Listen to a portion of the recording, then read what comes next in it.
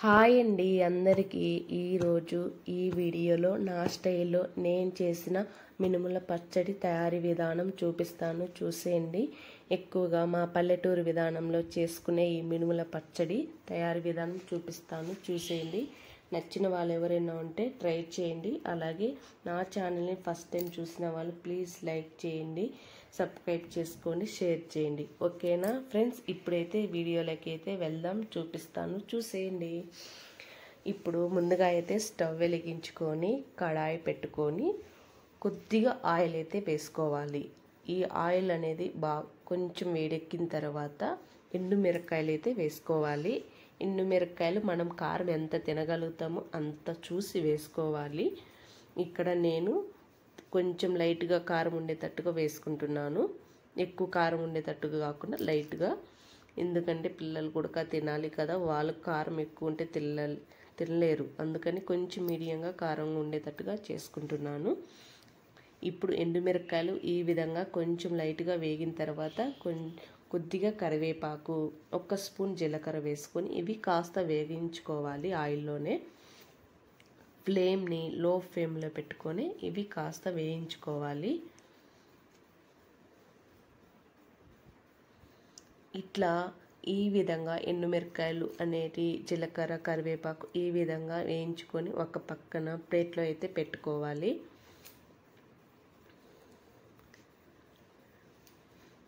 ఇప్పుడు అదే కడాయిలో 1 స్పూన్ అయితే ఆయిల్ వేసుకోవాలి. 1 స్పూన్ ఆయిల్ వేసుకొని 4-5 స్పూన్లు మినుములైతే వేసుకోవాలి.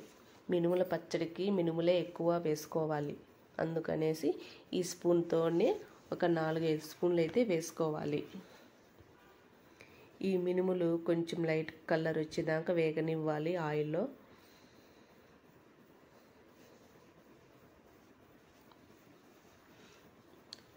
చూసారా, ఈ విధంగా మనకు మినుములు ఈ విధంగా వేగనివ్వాలి.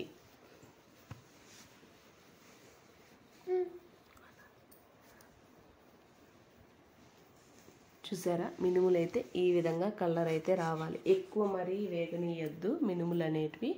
కొంచెం లైట్గా ఎర్రగా వచ్చేటట్టుగా కలరు ఆ విధంగా వేయించుకోవాలి.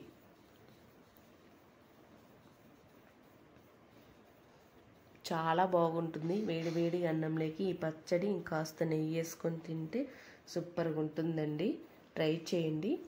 ఇప్పుడు మినుములైతే ఈ విధంగా వేయించుకునే తర్వాత మళ్ళా 1 స్పూన్ ఆయిల్ వేసుకొని ఒక మీడియం సైజ్ ఆనియన్ అయితే కట్ చేసుకొని పొడుగ్గా ఈ విధంగా కట్ చేసుకొని వేసుకోవాలి. ఆనియన్స్ అనేది ఆయిల్లో కాస్త వేయించుకోవాలి, మరి ఎక్కువగా అవసరం లేదు, లైట్గా వేగితే చాలు ఆనియన్స్ అనేది.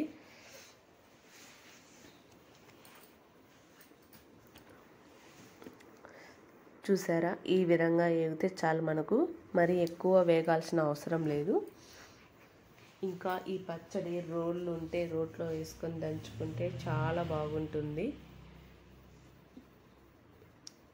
రోలు ఉన్న వాళ్ళు రోట్లో ఈ పచ్చడి దంచి చూడండి, చాలా బాగుంటుంది. రోల్ లేని వాళ్ళు ఇలా మిక్సీ జార్లో వేసుకొని ట్రై చేయండి, చాలా బాగుంటుంది. ఇక్కడ నా దగ్గర రోలు లేదు కాబట్టి ఒక మిక్సీ జార్లో అయితే వేసుకుంటున్నాను. ఒక చిన్న మిక్సీ జార్లో ఈ వేయించి పెట్టుకున్న ఎండుమిరపకాయలు, మినుములు, కరివేపాకు, జీలకర్ర ఇవన్నీ వేసుకోవాలి. అలాగే కొద్దిగా కల్లుప్పు వేసుకోవాలి.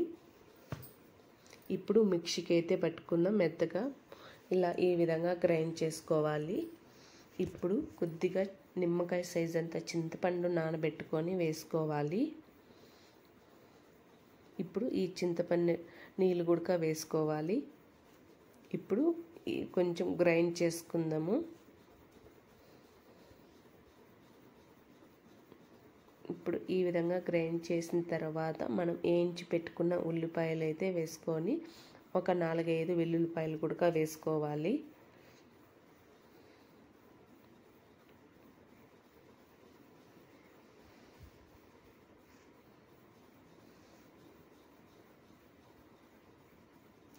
ఇప్పుడు ఈ వెల్లుల్లిపాయలు వేసుకొని ఇప్పుడు ఒకసారి గ్రైండ్ చేసుకుందాము.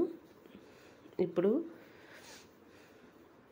కొద్దిగా వాటర్ వేసుకొని అదే చింతపండు నీళ్ళు మిగిలినోటి ఉంటే కొద్దిగా అవి వేసుకొని గ్రైండ్ చేసుకోండి. చూసారా, ఫైనల్గా అయితే మన మినుముల పచ్చడి ఇలా ఉంటుంది. చాలా బాగుంటుంది. ఈ విధంగా వేడి వేడి అన్నంలోకి ఈ పచ్చడి కాస్త నెయ్యి వేసుకొని తింటే సూపర్గా ఉంటుంది. ఇంకొంచెం వాటర్ అనేది వేసుకుంటున్నాను, ఎందుకంటే గట్టిగా ఉంది. మరీ ఎక్కువగా గట్టిగా ఉంటే కొద్దిగా వాటర్ వేసుకొని మళ్ళీ ఒక్కసారి జస్ట్ అలా గ్రైండ్ చేసుకోండి చాలు. ఇప్పుడు పచ్చడి అయితే ఇలాగా రెడీ అయిపోయిన తర్వాత ఒక కప్లోకి అయితే తీసుకోవాలి.